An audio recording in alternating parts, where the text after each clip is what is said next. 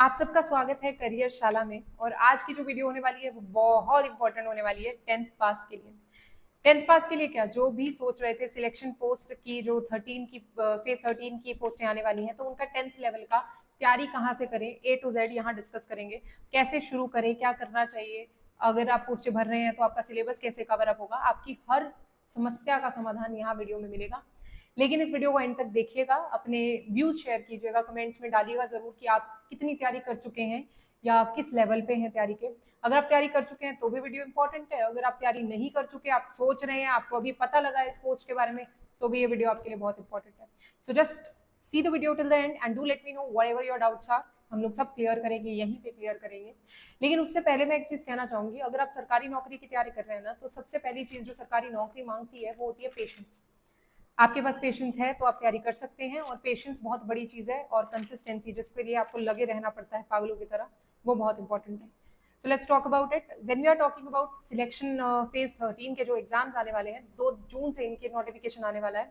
तो इसके लिए मैं एक चीज बता दूं, 4 सब्जेक्ट है। मैं आज तैयारी की ही बात करूंगी, अगर आपको बेसिक्स के बारे में जानना है, सैलरी के बारे में जानना है, तो आप मेरा पुराना वीडियो चेक ऑन कर सकते हैं। सो आज की जो बात होगी सिर्फ तैयारी के बारे में, कहाँ से क्या देखें, ताकि आपको ना इधर देखना पड़े ना इधर देखना पड़े, आप सिर्फ अपनी तैयारी पे फोकस कर सकें, उसके बारे में बात करेंगे। हमारे पास जो है सब्जेक्ट्स हैं, journal intelligence, journal awareness, quantitative aptitude, उसके बाद इंग्लिश नॉलेज। ये आपके पास बेसिक चीजें हैं, जो चार चीजें जो आपको पढ़नी है। उन 4 चीजों को कैसे पढ़ा जाए, कैसे शुरुआत की जाए, जिन्होंने तैयारी नहीं की थी, जिनको इसके बारे में नहीं पता था, उनके लिए भी, और जिन्होंने तैयारी कर दी है वो अपनी रिवीजन के टाइम पे कौन सी चीजें या वीडियोस देख सकते हैं, ताकि जो उनका काम है या जो उनकी तैयारी है उसको इन्हांस किया जाए, उनका लेवल इन्हांस किया जाए, उसके लिए भी। सो आज 10th लेवल का है, ऐसे 12th का भी आएगा और ग्रेजुएट का भी आएगा। सो 10th लेवल वाले इसको अच्छे से देखें। अगर मैं बात करती हूँ कि मेरे को जर्नल इंटेलिजेंस की तैयारी करनी है, यानी कि रीजनिंग की तैयारी करनी है, सो रीजनिंग के लिए टॉपिक्स अच्छे खासे हैं, सिलेबस आप जानते हैं, और सिलेबस अगर नहीं पता तो मैंने ग्रुप में डाल दिया, टेलीग्राम ग्रुप में, आप वहां से अपना पीडीएफ डाउनलोड कर सकते हैं। उसके लिए तैयारी की कहाँ से जाए, सिर्फ 10th लेवल की बात करें। 10th लेवल की तैयारी के लिए आपके पास आयुषी मैम है, जो आपको कंप्लीट रीजनिंग फॉर और कॉम्पिटेटिव एग्जाम्स कराते हैं। उनकी ये प्लेलिस्ट है, आपको इधर नहीं जाना उधर नहीं जाना, ना ही उनका पूरा चैनल खंगालना है, उसमें से एक प्लेलिस्ट निकालनी है जिसका नाम है complete reasoning for all competitive exams. तो आपकी जो complete reasoning for all competitive exam है आयुषी मैम की, ये आप देखिए। इवन ऋतिका मैम है, इनकी भी है, तो आप वहां से भी एक प्लेलिस्ट डाउनलोड कर सकते हैं, और ये प्लेलिस्ट आप पूरी देखिए, आपका काम हो जाएगा। मतलब आपको इधर उधर जाने की जरूरत नहीं है, सारे टॉपिक्स इसके अंदर कवर हो रहे हैं, कोई और टीचर को देखने की भी, रेफर करने की भी जरूरत नहीं है। इसके बाद अगर मैं बात करूं, आपको फिर भी कोई डाउट है तो आप कर सकते हैं रैंकस गुरुकुल की complete reasoning with best concept की 40 वीडियोस हैं, आप वो कर सकते हैं। तो आपके पास मैं 2 टीचर्स आपको रेफर कर रही हूँ, 2 टीचर्स का प्लेलिस्ट भी बता रही हूँ। आपको शुरू कैसे करना है, आपको पर डे कम से कम 1.5 घंटा हर सब्जेक्ट को देना ही है। अभी 1.5 घंटा देना है, पेपर आएगा तो टाइम इंक्रीज होगा, 1.5 आवर ईच सब्जेक्ट आपको देना ही है, ठीक है। सो आयुषी मैम के बाद अपने पास आ जाते हैं रैंकर्स गुरुकुल के complete reasoning with best concept, जिसकी 40 वीडियोस है। इसमें पजल्स मिसिंग है, तो पजल्स की अगर आप तैयारी करना चाहें तो आप रीजनिंग अड्डा 24/7 फाउंडेशन बैच में पजल्स है, वहां से कर सकते हैं। और कोई टॉपिक अगर आपका यहाँ से आपको समझ नहीं आता रैंकर्स गुरुकुल में से, तो आप इसको दूसरे पार्ट में से कर सकते हैं, यानी कि मैंने जो दूसरा नाम बताया, that is foundation batch by Adda 24/7 या आयुषी मैम। तो आपको जो कंसेप्ट जहां से समझ आ रहा है, आप 3 प्लेलिस्ट से ज्यादा कहीं जाने की जरूरत नहीं है। आप चाहें तो एक ही प्लेलिस्ट को भी फॉलो कर सकते हैं, पहले उसको देख लीजिए, अगर आपको नहीं समझ आता फिर ही किसी और चीज के ऊपर जाइए या किसी और चीज की तरफ बढ़िए, ठीक है। So this is what we can do for reasoning, and it is very important if you score 25 in reasoning, because reasoning का ना मैंने देखा है, मैंने खुद तैयारी की है, तो मुझे भी पता है कि एक चीज जिसमें आप पूरे ला सकते हैं वो है रीजनिंग मैथ्स। इंग्लिश में भी आप गलती कर जाएंगे, लेकिन रीजनिंग मैथ्स में गलती, अगर आपकी तैयारी अच्छी है तो गलती नहीं होती है। मैंने भी पेपर दिया था, आई रिमेम्बर मेरे 35 में से 32 मार्क्स बन रहे थे। सो बैंकिंग का एग्जाम था, तो इट वॉज गुड कंपैरेटिवली अगर देखा जाए। तो अगर तैयारी करते हैं तो रीजनिंग आपको मार्क्स देगा ही देगा। मुझे भी लगा था कि मैं मैथ्स में अच्छा कर जाऊंगी, इसमें कर जाऊंगी, तो मैथ्स और रीजनिंग मेरा सही गया था, इंग्लिश में गड़बड़ हो गई थी। तो अब आप ध्यान रखिए कि अगर आप तैयारी कर रहे हैं तो ये आपका 25 मार्क्स पूरा स्कोर आप यहाँ पे कर सकते हैं। ये बहुत ही मतलब गलती होगी सबसे बड़ी आपकी, अगर आप इनको निग्लेक्ट करते हैं तो। और जिन्होंने तैयारी कर ली है, पूरी तैयारी कर ली है, तो आप रिवीजन के लिए इनके वीडियोस देख सकते हैं, क्योंकि मेरे हिसाब से रिवीजन भी उतनी इंपॉर्टेंट है जितनी तैयारी, ठीक है। अब आते हैं इंग्लिश के ऊपर। अनन्या सिंह मैम है, अनन्या सिंह मैम है, इनकी इंग्लिश की है और इंग्लिश की इनकी एक प्लेलिस्ट है, वो आप चेक ऑन कर सकते हैं, वो बहुत बढ़िया प्लेलिस्ट है। ये आपको उनके चैनल पे मिल जाएगी या मैं टेलीग्राम ग्रुप में डाल दूंगी, तो आप वहां से देख लीजिएगा। तो ये बहुत अच्छी तैयारी आपको इंग्लिश की करा रही है। नहीं तो अगर आपको लगता है कि आपको इंग्लिश के लिए किसी टीचर की जरूरत है, so just give me 1 minute. हाँ जी, तो इंग्लिश के लिए अगर आपको किसी चीज की जरूरत है तो आपके पास आ जाता है बेसिक इंग्लिश ग्रामर। ये टॉपिक है प्लेलिस्ट का, basic English grammar with Rani ma'am, 16 lesson तक मैं बता रही हूँ कि इतनी वीडियोज ही है, 16 लेसन है, आप वहां से कर सकते हैं। नहीं तो निमिषा मैम का 120 रूल्स का वीडियो है, वो आप कर सकते हैं। पर मेरे हिसाब से आपको इंग्लिश करनी है तो आप लेसन के हिसाब से करिए। 120 रूल्स ना थोड़े वेग हो जाते हैं, मतलब अगर टाइम है तो तैयारी अच्छे से करिए। अगर ऑन द स्पॉट आपको कुछ देखना पड़ जाए तो आप वो रिविजन के लिए निमिषा मैम के रूल्स देख सकते हैं। So this is going to be sufficient for English. इससे ज्यादा आपको करने की जरूरत नहीं है। इसके बाद मैं कहना चाहूंगी कि हम बात करते हैं मैथ्स की।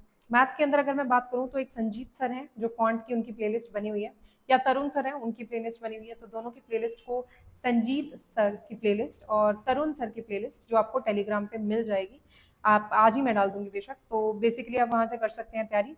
और इसके बाद अगर आप वैसे क्वांट करना चाहें तो क्वांट के लिए आपके पास बहुत सारे टीचर्स हैं। मैं आपको कहूंगी PVR study Prayagraj, basic maths winter batch है उनका नाम है पूरा, basic math winter batch, 76 videos, आप वहां से तैयारी कर सकते हैं। 10th लेवल का बहुत अच्छा करा रहे हैं, तो वहां से हो जाएगी आपकी। ये संदीप सर, तनुण सर, इनकी प्लेलिस्ट भी आप चेक कर सकते हैं। आपको जो पसंद है इनमें से, मैंने आपको ऑप्शन दे दिए 3, तो एग्जैक्ट आपको पता है कि आपको कहाँ से क्या करना है। इवन ऐसा भी होता है कि कई बार एक टॉपिक टीचर का समझ नहीं आता, टीचर हर चीज में अपनी पूरी एफर्ट डालता है, नो डाउट, बट प्रॉब्लम ये है कि हमारी अपनी थोड़ा मेंटालिटी होती है। तो कभी किसी का कुछ समझ आ रहा है, हो सकता है मुझे एक का टॉपिक समझ आ रहा हो, दूसरे का टॉपिक किसी और चीज से समझ आ रहा हो, तो that's fine, that's totally fine. बार बार बदलने से अच्छा इन 2-3 टीचर्स के बीच में ही रहिए जो जो टॉपिक कर रहे हैं। एक बार इससे कर लिया, नहीं समझ आया, दूसरी बार दूसरी से कर लिया, तीसरी बार तीसरी से कर लिया, तो आपका पक्का हो ही जाएगा। हर किसी का समझाने का तरीका अलग है, तो अकॉर्डिंगली जो भी आपको सूट करे आप उस अकॉर्डिंग करिए, ठीक है। उसके बाद मैं एक चीज कहना चाहूंगी, मैंने आपको बोला कि आप इंग्लिश के पूरे लेसन करिए, तो उसके अंदर आता है English grammar for all competitive exam by Ravi Maurya sir, Utkarsh classes, 104 videos, ये की जा सकती हैं। ये बेसिकली पूरा सेट है आपका, पूरा इंग्लिश, इसके बाहर नहीं आएगा, तो आप इसको कर सकते हैं। This is going to be great for you, correct. Let's go for the next one, that is general awareness. General awareness सबसे ज्यादा दिमाग खाती है, 25 मार्क्स की है। मैं पर्सनली चाहूंगी कि आप इंग्लिश, रीजनिंग और मैथ्स के ऊपर बहुत ध्यान दें, बिकॉज 25 मार्क्स के हैं, तो इनके कट ऑफ के अकॉर्डिंग आपका जो मेन प्रेशर है वो यहीं पे रिलीज हो जाएगा। बाकी एक्स्ट्रा मार्क्स के लिए जनरल अवेयरनेस, देखिए करना तो डेफिनेटली सारे सेक्शंस को क्लियर है, लेकिन जनरल अवेयरनेस जब भी आप करने बैठे तो आपके पास बहुत सारे ऑप्शंस होते हैं। तो ऑप्शंस में खोने की बजाय जो आपको करना चाहिए, मैं उन्हीं के बारे में बात करूंगी। नवदीप सर एक है, ठीक है, नवदीप सर एक्सपोजेस नाम से है, तो आप ये चेक कर लीजिए। कराती मैम है, कराती मैम एक है, तो वो चेक कर लीजिए।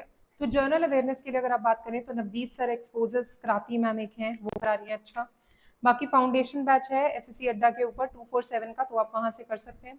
करंट अफेयर्स के लिए आप किसी भी चैनल को ले सकते हैं, या जो स्टैटिक जीके है उसके लिए लूसेंट पढ़ सकते हैं। Lucent is sufficient more than anything. मेरे को पता है कि जनरल अवेयरनेस में क्वेश्चंस कम ही होते हैं अटेम्प्ट, बट डेफिनेटली आपके पास जितना टाइम है उस अकॉर्डिंग आपकी ल्यूसेंट ठीक है, तो आप वहां से तैयारी कर सकते हैं। 10th वालों के लिए भी बोल रही हूँ, क्योंकि मेरे को लगता है कि हमें तैयारी तो अच्छी करनी चाहिए। जितना जब भी कोई भी पेपर देने जाते हैं ना, तो सबसे इंपॉर्टेंट चीज होती है हमारी तैयारी कैसी है। हमारी तैयारी बहुत ही बेहतरीन होनी चाहिए, ताकि पेपर जितना मर्जी वर्स्ट हो, हमारे पास ये कहने का रीजन ना हो कि मैंने तो तैयारी पूरी की थी, पेपर मुश्किल आ गया। ये कोई बात नहीं होती है ना।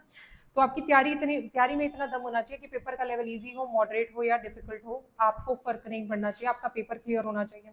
बिना एक्सक्यूजेस के, बिना किसी रीजन के तैयारी करते चलिए, बिकॉज ये मौका बार बार नहीं आएगा, अगले साल आएगा, और अगले साल भी आप उसी हालात में होंगे जो इस हालात में अभी हैं। हम सोचते हैं कि आगे कर लेंगे, कभी कर लेंगे, ये तो हो जाएगा, कि होती नहीं है चीजें। आपको उस टाइम पे स्टैंड भी लेना पड़ता है, उस टाइम पे आपको खड़े भी होना पड़ता है अपने लिए, और you have to take your proper responsibility. आप अपनी जिम्मेदारी है, कोई आगे साथ नहीं देगा। तो प्लीज तैयारी को बहुत अच्छे से कीजिए, पेपर है और ऊपर से सेंटर की जॉब है, तो मेरे हिसाब से तैयारी में तो बहुत दम होना चाहिए। मैंने आपको वीडियोस बता दिए, 1.5 घंटा अगर इनको देखना शुरू कर रहे हैं तो कमेंट सेक्शन में मेंशन कीजिएगा। अगर इससे बेहतर कोई टीचर आपको लगता है तो प्लीज कमेंट सेक्शन में बताइएगा, मैं उनके वीडियोस भी जरूर चेक करूंगी। उसके साथ ही जितनी भी बुक्स इसके लिए रिक्वायर्ड है वो सारी डिस्क्रिप्शन में पड़ी है। आप एक बुक तो जरूर ले लीजिएगा ताकि आप प्रैक्टिस कर सकें, आपको प्रैक्टिस में दिक्कत ना हो, क्योंकि जितनी मर्जी तैयारी कर लो, जब तक आप प्रैक्टिस बैठ के शांति से मॉक टेस्ट देते नहीं है, वो ऑन कंप्यूटर हो, आप कंप्यूटर पे भी दे सकते हैं, लेकिन जब आप बुक सॉल्व नहीं करते हैं ना शांति से बैठ के, तो कोई रिजल्ट का पता नहीं लगता। और हम इतने इंटेलिजेंट तो हैं कि अपने आप को एनालाइज कर सकें। जब किताब से क्वेश्चन करते हैं और वो क्वेश्चन नहीं होता, तो ही पता लगता है कि एक्चुअली हमारी तैयारी कितनी हुई है। ठीक है, so all the very best, लगे रहिए एंड हमें लाइक शेयर सब्सक्राइब कर दीजिएगा। और किसी को भी इस वीडियो की जरूरत है जो बेसिकली 10वीं पास है और उसको जॉब चाहिए, या पेपर्स देने की सोच रहा है, 12th पास है तो भी आप भर तो सकते ही हैं, ग्रेजुएट है तो भी भर सकते हैं, तो मेरे हिसाब से काम में तो कोई शर्म नहीं होनी चाहिए। अगर पेपर भर रहे हैं ना फेज 13 का, तो तीनों ही भरी, तीनों ही भरी, कहीं तो सिलेक्शन होगा, कहीं तो शुरुआत तो होगी। शुरुआत के बाद आप अपनी तैयारी कर सकते हैं, क्योंकि 10th लेवल या 12th लेवल का इतना कोई बोझ नहीं है कि आप सारा दिन ही इसमें लगा देंगे। एक पर्टिकुलर टाइम वर्किंग आ जाए, उसके बाद अपनी तैयारी करिए और नेक्स्ट पेपर पे बढ़िए। All the very best.